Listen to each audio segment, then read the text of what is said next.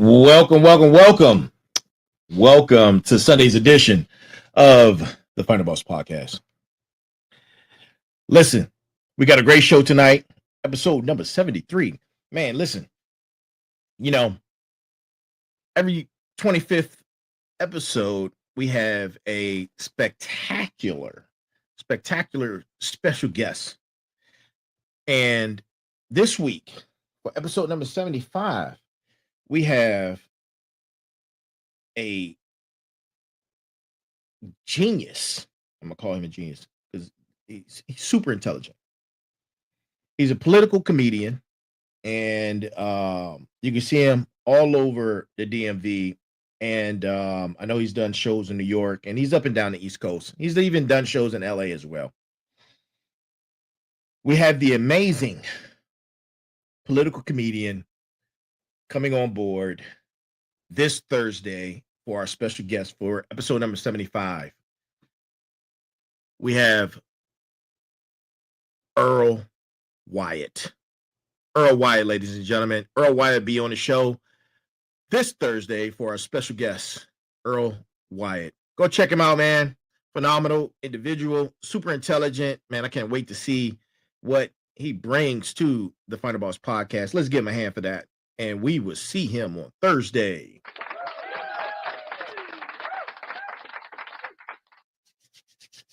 Listen. Merch is back. Merch is back. Our number one seller. All leather, baby. All leather. Go get your Final Boss journal. This is for bosses only.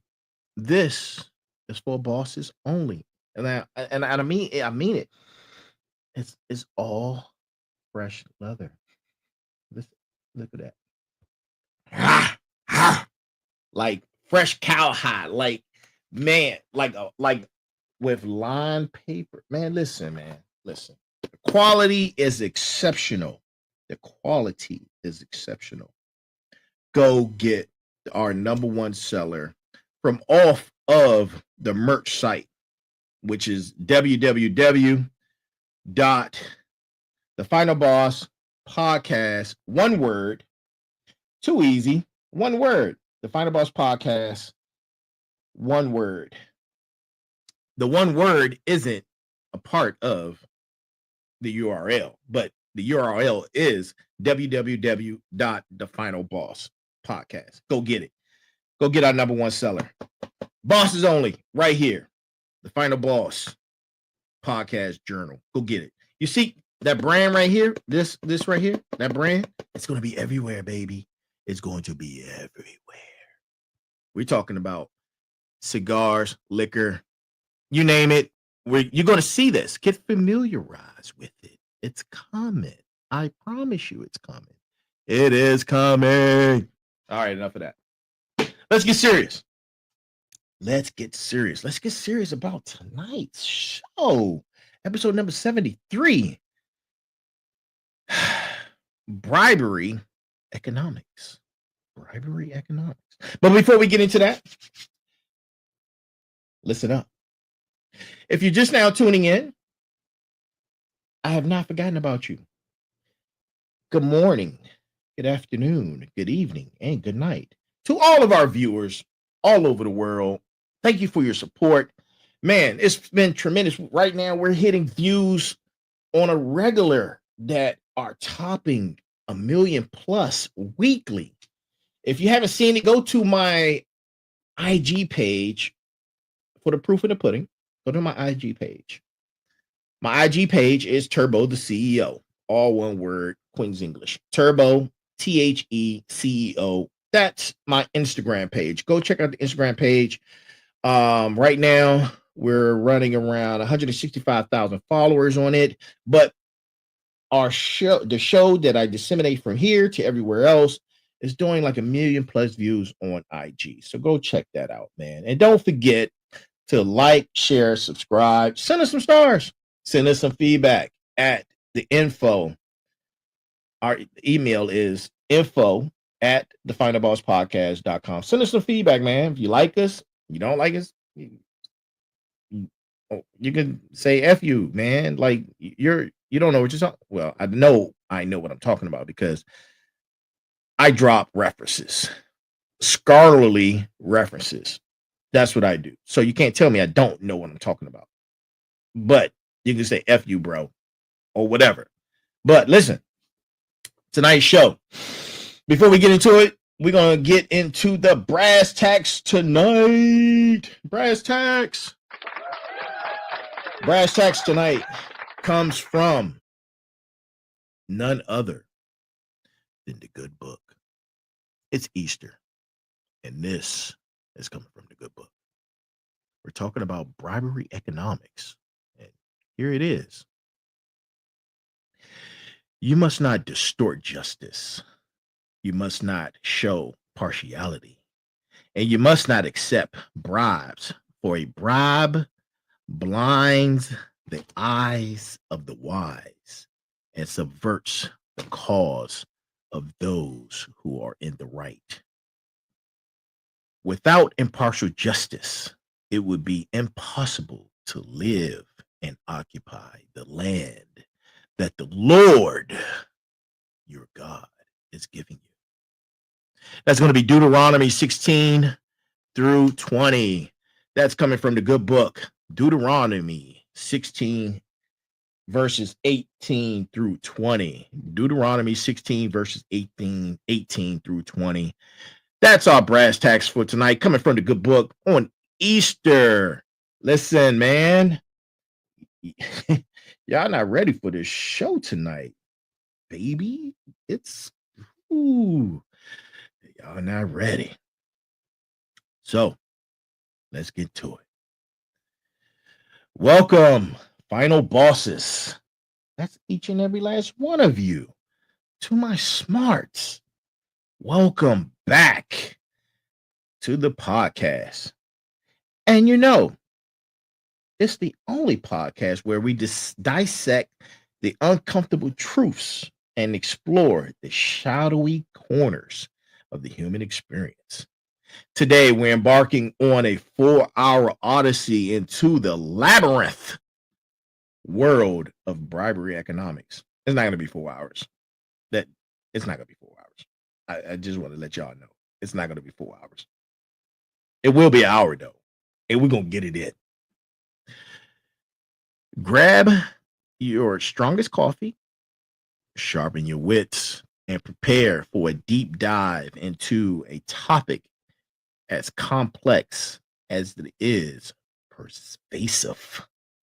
This is going to be epic. I'll give you a few minutes to get your minds together. Smart. Grab your pen and paper because we're getting ready to go in. And I'm about to set this up so I could see that view. Boom. Gotcha. Got you, baby. All right. So let's talk about it. Bribery economics. You're probably thinking like, there's a new word that's trending. No, it's not trending. It probably will be trending after this episode, but it's been around since the beginning of time. Actually, I want to this is in my opinion. I want to predate bribery economics before prostitution was invented. And you're probably wondering, like, how can I say that? Smarts, listen. Bribery economics came before prostitution. People say that prostitution is the oldest business in all time. No, the oldest business of all time is bribery economics, right? And I got the proof. So bribery isn't a modern invention. Forget the Roman Empire, which a lot of people think it probably came from. Nope, that's not it. We're going back even further. Much further. Basically, archaeologists have evidence that suggests that forms of bribery existed even in prehistoric societies. And you're probably wondering, Hmm. What is the final boss talking about? Well, think about it. Think about this, my smarts. Think about this. How did early humans negotiate power dynamics and resource allocation without formal legal systems? That's something to think about, right? There's a lot to think about. Often it came down to persuasion, and sometimes that persuasion involved gifts, favors, and promises. Ding, ding, ding, ding, ding, ding, ding, ding, ding. Woo! Woo! I'm going to say that again. Oftentimes it came down to gifts and favors. And you throw a couple promises in there as well, right? You can do that. So consider the intricate social structures of a hunter gatherer or hunter gatherer groups. Think about that, right? We've been taught that in grade school, hunter gathering. A skilled hunter might share extra meat in exchange for assistance with other tasks, creating a system of reciprocal exchange that, in its essence, resembles bribery. In its essence, resembles bribery. Man, let me get my flags out because I'm gonna be throwing flags on myself tonight. For real, for real. Yeah. I got the red, black, and green flags for tonight's conversation.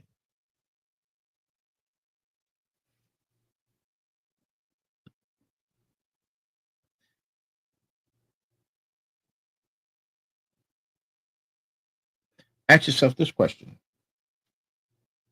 Smarts. Ask yourself this question. What are some examples of early forms of bribery in different prehistoric cultures? Hmm? Hmm? Hmm? Anthropological studies reveal various examples across different societies, highlighting the universality of this behavior. This wasn't just about material goods. Nope, wasn't just about material goods. It was about securing alliances, influencing decisions, and maintaining social order. The fundamental principles of bribery, exchange value for influence, man, these things were already at play, baby. Listen, already at play.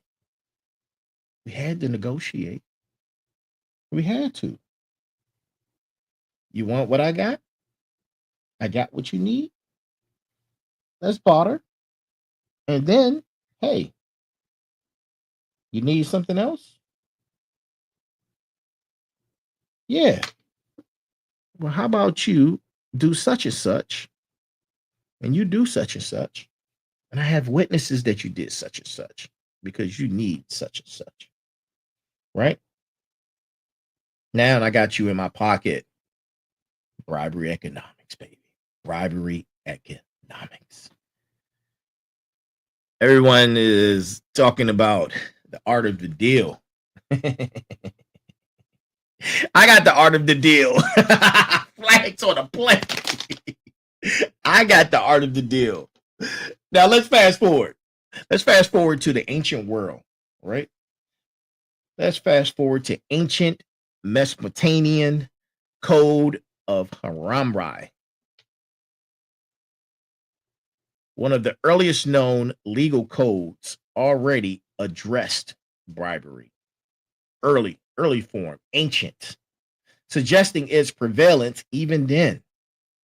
Smarts, ask yourself this. How did ancient legal systems attempt to regulate bribery? And how effective were their attempts? How effective were they? Because it was a prominent thing.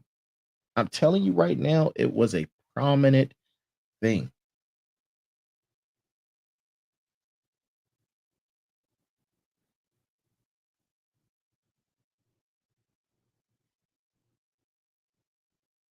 The penalties were often severe, but the practice persisted, as it does today.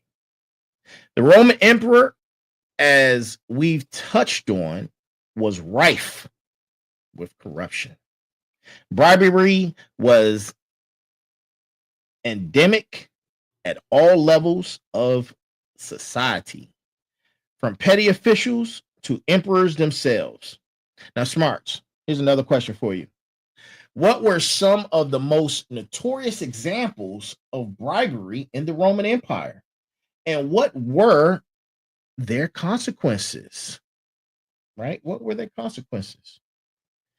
The sheer scale of the Roman Empire made it incredibly vulnerable to corruption, and the lack of transparency and accountability exacerbated the problem.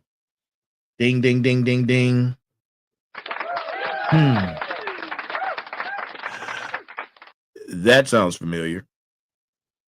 That sounds familiar.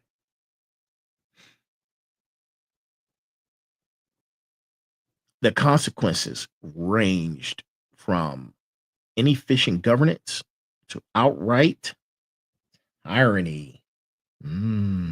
Tyranny.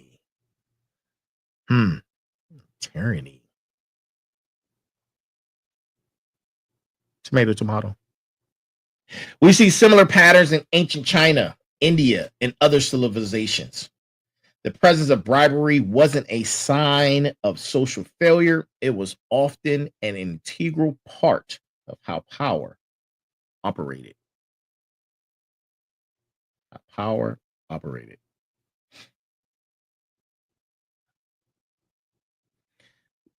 These are some great points, man. These are some great and fantastical points.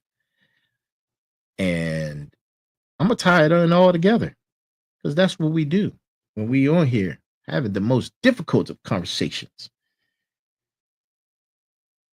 And okay, I see you people. Thank you for chiming in. All right. Good people out there chiming in. I appreciate you. I appreciate you. Green flag for you guys for chiming in. Thank you. Thank you. Thank you. Boom. Y'all see I got the green on. It's Easter, baby. I'm hype. Super hype. But let's continue. Bribery has evolved alongside technology and societal structures. The methods have become more sophisticated, but the underlying principle remains the same. Now, smarts, ask yourself this. How have the methods of bribery changed over time? And what technological advancements have facilitated these changes? I need to drink some water.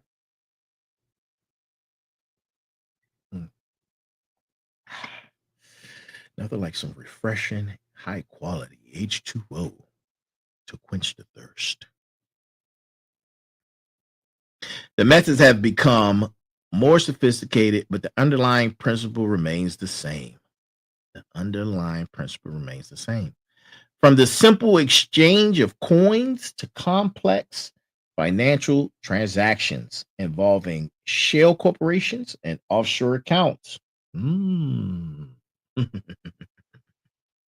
The tools of bribery have adopted to the times. The rise of the internet and cryptocurrency. We talked about crypto almost on every episode.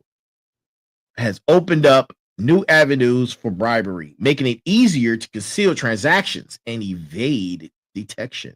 Now, smarts, you're probably asking yourself, what are some examples of how technology has been used to facilitate bribery in the modern era? Well, listen, we're going to discuss this, of course, because this is what we do. The use of encrypted messaging apps, offshore bank accounts, and cryptocurrencies to conceal illicit payments. All these things are happening right now. Right now. The anonymity offered by these technologies makes it more challenging to track and prosecute bribery cases. Ding, ding, ding. Bribery economics, baby. Full circle. It's coming full circle. Let's dive deeper. And as we as we delve deeper into the economic principles at play. Bribery is a market transaction, but it's a market distorted by information, asymmetry, and power imbalances. Now, smarts. How does information asymmetry affect the dynamics of bribery transactions? How?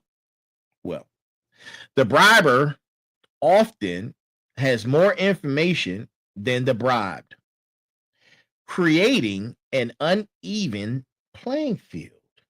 That's what it's about, right? That's what it's about. So, we've heard about parties, right? We've heard about these elite parties where people are recorded, things and witnesses are available. Lots of NDAs are signed, but it doesn't stop there, right? People have these private islands, they're throwing private parties, they're shipping folks in for dollar values, committing all sorts of crimes, and people are being recorded. People are on lists. Flight plans have been revealed. Now, I'm not saying anything that's not already readily available. I'm just tying it together to the bribery economics, right? Because if I got something on you and you're a political figure and you don't want that to get out, I could bribe you. You in my pockets, babe. You in my pockets, right? Yeah, go ahead and let I got this company and I need you to go ahead and get the lobbyists on top to push this company forward for these contracts. I need you to make that happen. You don't want to? You must have forgot. Let me make this call quick. Yo, you got that? You got those record? Yeah, I got those recorded. You ready to move forward? Yeah, call all the networks to let them know that we're gonna. Oh, you got to change your heart? Oh, never mind. Never mind. He changed his mind. We're gonna move forward. Yeah, you're in my pocket. So, smarts.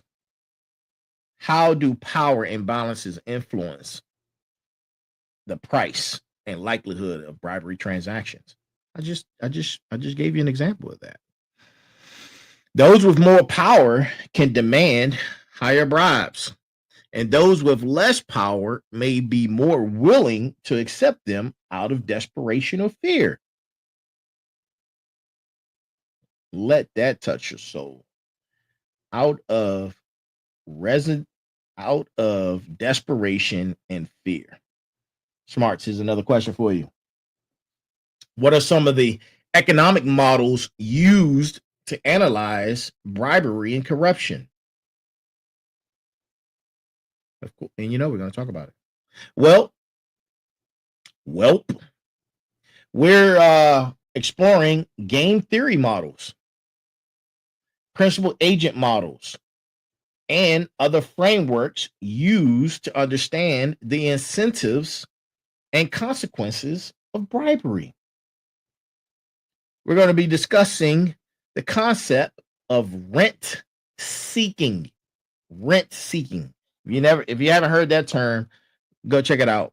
Take notes. Rent seeking, where individuals or groups use their influence to extract economic rent from the system. Now, you're probably wondering, what's the number one currency right now in the world? What's the number one currency, Smarts? Let me see somebody drop it in the chat. What's the number one currency in your opinion? What's the number one currency right now in the world? Number one. I'll give you a couple minutes to think about it. I'm gonna drink some more of my high quality H2O. Mm. Refreshing. I feel like I could do a commercial. Do I have a commercial voice? Like my professor told me I have a great voice for narration. I was pleasantly pleased. It's like that guy that says sensational. Or maybe like it goes like sensational. He has his voice is heavy baritone. My voice is sensational. I don't know. Tell me what you think. All right. Anyway, number one currency in the world, in your opinion. I'm gonna tell you my opinion. The number one currency in the world right now is political capital. Political capital. If you're not familiar with what political capital is, man, go do some research on political capital. That's the number one capital or currency in the world right now. And we're going to talk about it. We're going to focus on political dimension because bribery is a major factor in how many political systems operate worldwide. Smarts. I keep asking you guys questions, man, because I want you to get engaged. How does bribery affect the stability and legitimacy of political systems? Ask yourself that question, right? How does bribery affect the stability and legitimacy of political systems? Well, I'm going to tell you. One, it undermines democratic institutions. You think, oh, you thought it was a democracy? Not so. Not so much. Not so much. It erodes public trust. We see that happening worldwide and creates an uneven playing field. Smarts. What are some examples of how bribery has been used to influence elections, legislation, and policy decisions? Come on, Smarts. Where you at? Where you at, man? I need your responses. Okay. Well,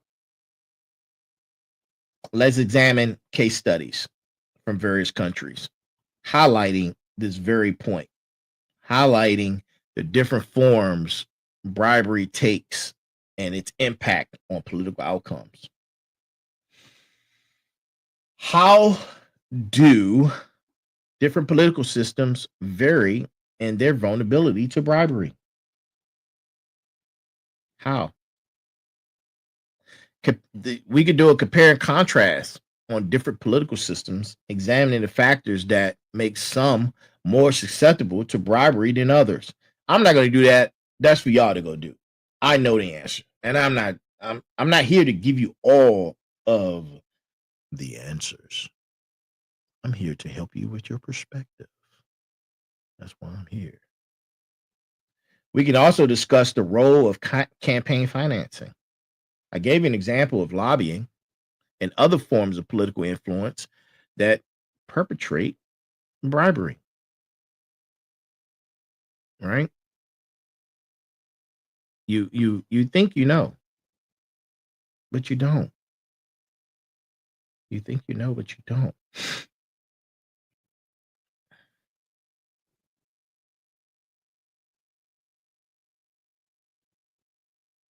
There's a fight going on right now with the world's economies. With world economies. talking about the big word that starts with a T. Tariffs. Tariffs. So let's get into the nitty gritty of the economics because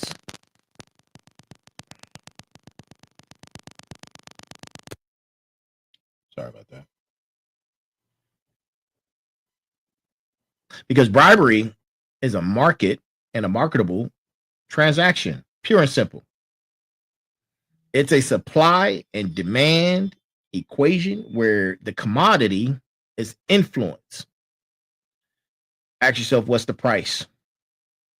That's where it gets really interesting. It's not just about monetary value, not about the money.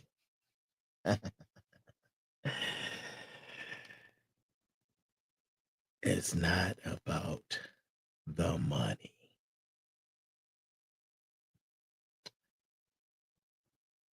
It's about the perceived value of the influence. What factors influence?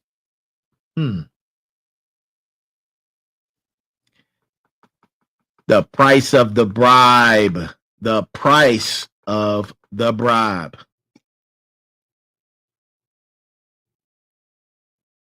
The risk involved and the desperation. We talked about desperation, man. We talked about desperation. Desperation of the briber. The perceived likelihood of getting caught and the potential gains it has. It's a complex calculation. Think about this. What are the opportunity costs of not bribing? And how do they vary across different contexts? In some situations, the cost of not bribing might be relatively low, a minor inconvenience. In others, it could be catastrophic, especially when it affects world leaders. World leaders.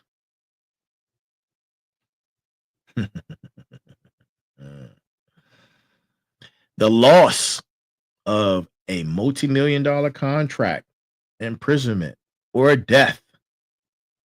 The potential gains, on the other hand, can be astronomical. As you can actually see, some of those things are on full display and more to come. I got a great feeling that more stories of bribery influence will be coming out in the next couple of weeks. I don't know. I just want to get ahead of it. And that's why we're here.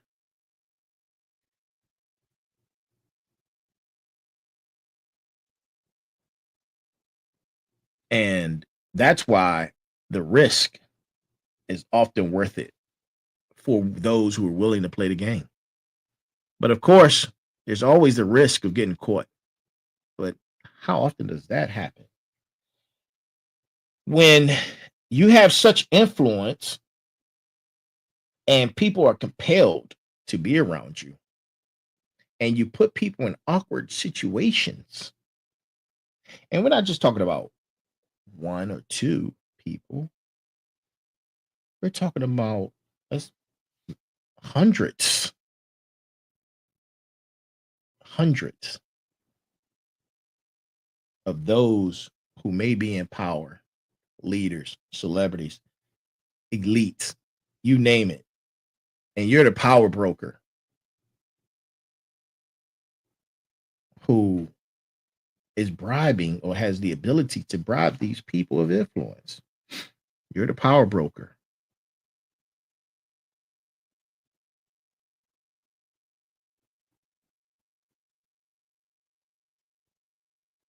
You can get caught, but you can leverage it. And we may be seeing that play out as we speak.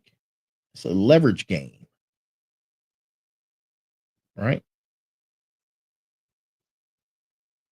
The penalties can range from high fines, imprisonment, to social ostracism and reputational ruin. We see people, reps, get ruined all the time, but we're also starting to see people rebound from those reputation from that reputation ruin. We're starting to see people rebound from that. And I've never I haven't seen many do it, but it's happening. So, we talked a lot about bribery economics, the influence, causes, history of it. Let's talk about the types. But there are many different types. And some can be small and some can be large. The first one we're going to talk about is petty bribery. Petty bribery. And many of you are probably accused of this, especially beautiful ladies out there. I know this for a fact. You get in a speeding ticket, you get pulled over by the police.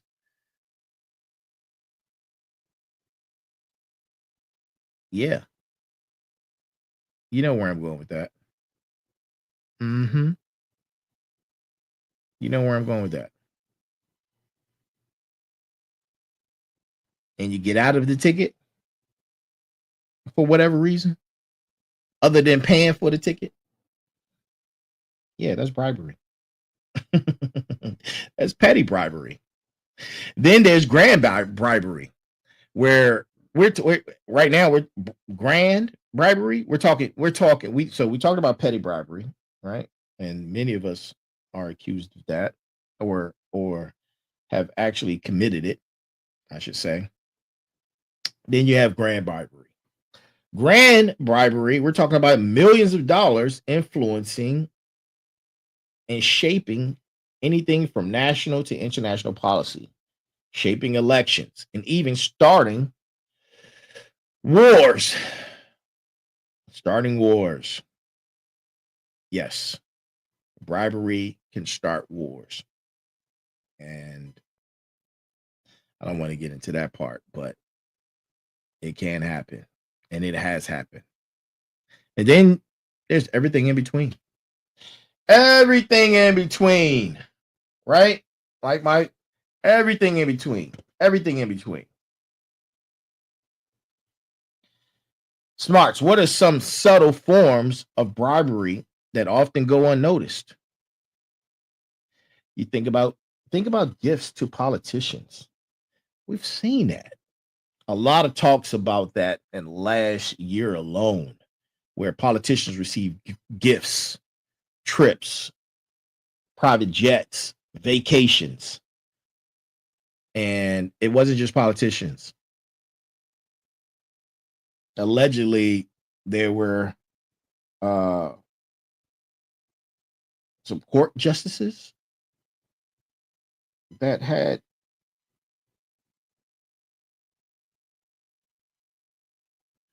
um, some lavish vacations that was given to them, along with private jets and things of that nature, and vacations. Yeah,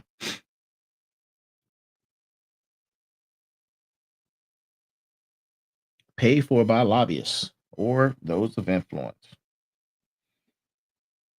Consulting fees that far exceed the actual services rendered. I've seen that. I've seen that with my own eyes. They're often difficult to detect, but they can have a profound impact. Now, smarts, how do these subtle forms of bribery differ from more overt forms? The key difference lies in the level of concealment and the difficulty of proving intent. Proving intent. Now, let's talk about the political implications. Bribery is a corrosive force in many political systems. How does bribery undermine democratic institutions? It distorts the political process, undermines public trust, and creates an uneven playing field. I said that earlier. It allows wealthy individuals and corporations to exert undue influence on policy decisions, often at the expense of the public good. Now, smarts, ask yourself this. What are some examples of how bribery has influenced major political events? Go Google that question. Go Google that question. I'm going to repeat the question. What are some examples of how bribery has influenced major political events? Here's some examples. You've seen it. You've seen the campaign finance scandals. You've seen lobbying efforts that result in favorable legislation. Mhm. Or even instances of outright, wow, I'm going to say it. I'm going to say it. Vote buying. Vote buying. You, it's not new. What that individual did during this last voting season, offering people $1 million for voting, it's not new. It's not new. It is not new. This isn't a systemic problem, more like isolated incidents.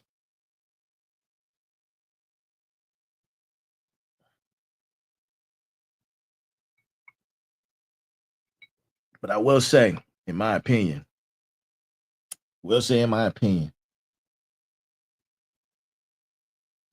it is a systemic issue and it requires a multi-pronged to address a multi-pronged approach to address those issues. So what can be done about it? What are some effective strategies for combating bribery and corruption? What can we do about it? Will increasing transparency, would that help? Stricter regulations, stronger enforcement, and independent oversight are all crucial. But because bribery economics is not anything new and has been around since the beginning of time, how do you combat something like that? How do you combat something like that? Do we gut the entire system? Do we gut the entire system? That is a very, very good question. Gutting the entire system. International cooperation is also essential, as bribery often transcends national borders. We're talking about global policy, global regulations. Keep closing one eye for favors so we can get agendas, legal or illegal agendas, pushed through. Right? What are some of the challenges in that and combating bribery on a global scale? Honestly, unless the host, if honestly, we have to gut the whole system. We would have to gut the whole entire system. The whole entire system is corrupt. I said it. The whole entire system is corrupt. There's a lack of uniform legal standards, one, the difficulty of gathering evidence, two, and the power and influence of corrupt individuals all pose substantial obstacles.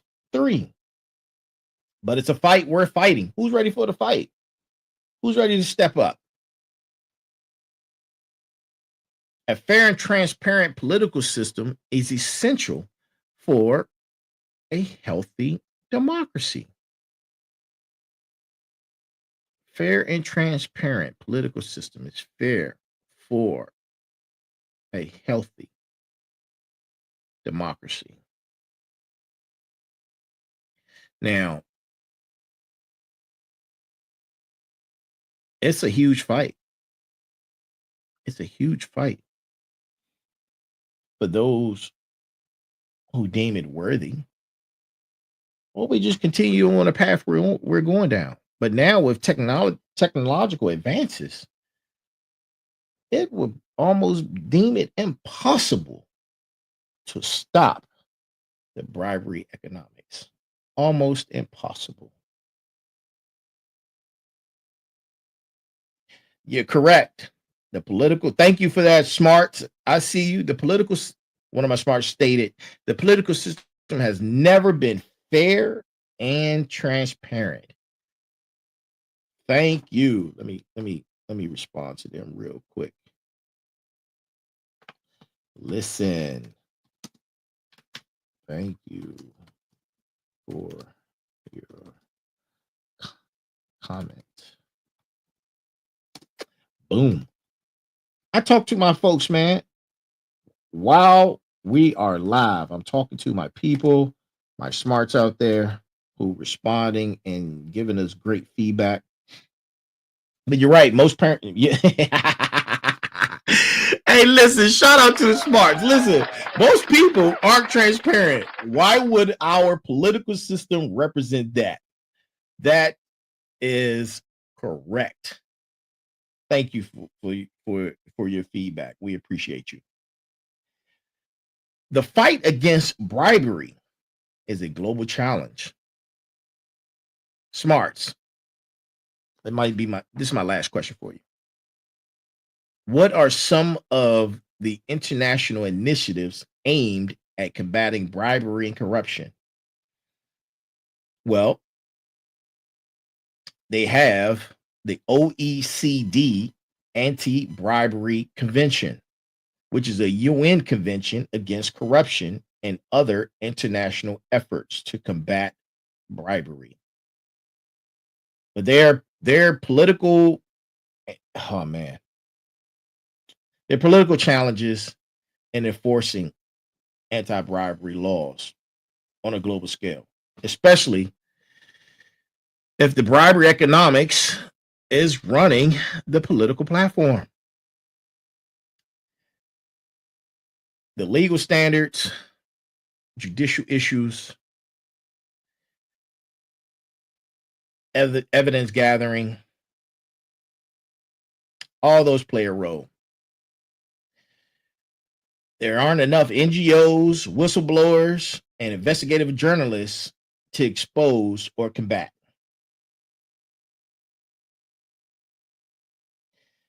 But I believe in the will of the people. I believe that the will of the people will see it through and see past the bribery economics. That makes me hopeful because together we could come up with promising strategies for preventing bribery in the future.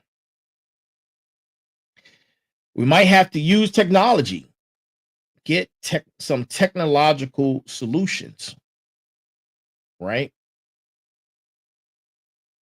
High level ethical blockchain technologies, institutional reforms aimed at increasing transparency and accountability.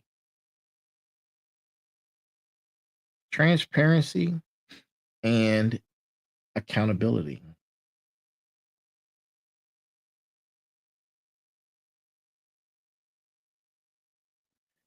You know, I always provide resources, and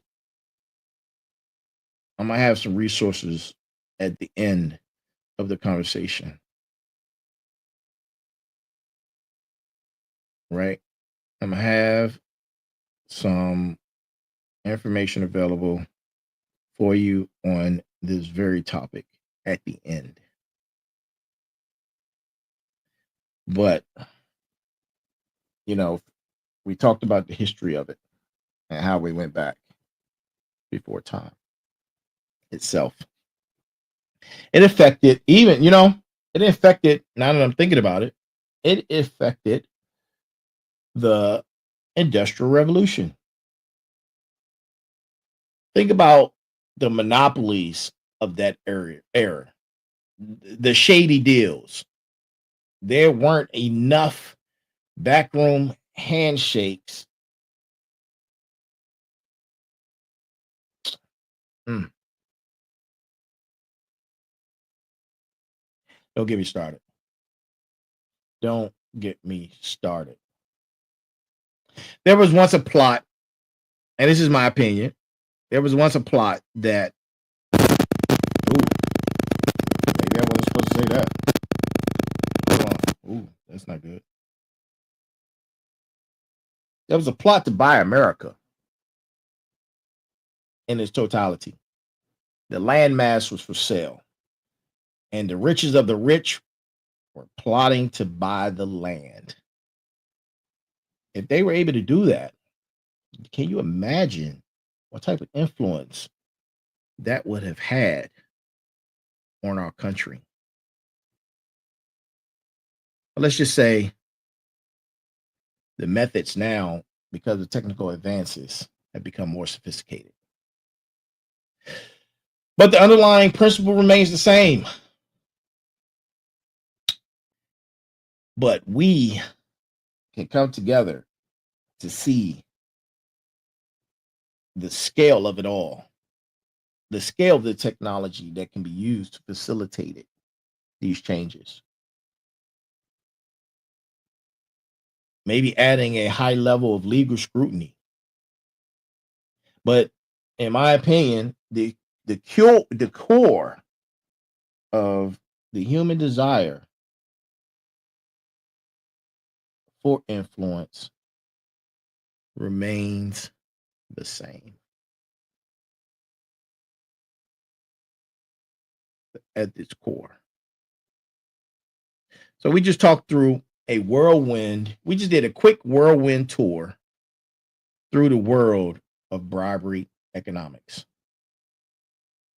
Yes, it's complex, often morally ambiguous, and undeniably fascinating. From ancient civilizations to modern day politics, desire for influence has driven human behavior for a millennia. But understanding the economics of economic bribery is crucial to understanding true and absolute power dynamics. But in the private sector, and perhaps even more importantly, in the political arena, it's a system that needs to be constantly scrutinized and reformed to ensure fairness and transparency. Fairness and transparency. It comes down to ethics. Comes down to ethics and who's control of said ethics. And that's our show. That's our show for tonight. Thank you for joining us. My smarts, my final bosses out there. Stay vigilant, stay informed, and try to stay on the right side of the law.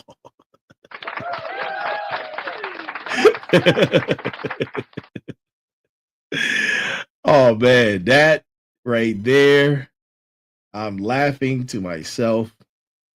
But man, some of tonight's resources and references come from the GIF, how the creative economy is transforming the way we live, work, and think by Adrian Waldrich. Adrian Waldrich.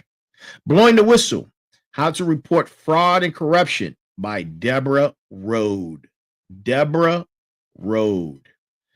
The Corruption Report, a global overview of corruption by Transparency International. Those are a few of the references, man, for tonight's show. Man, you guys are amazing. Like I said at the beginning of the show, thank you, thank you, thank you.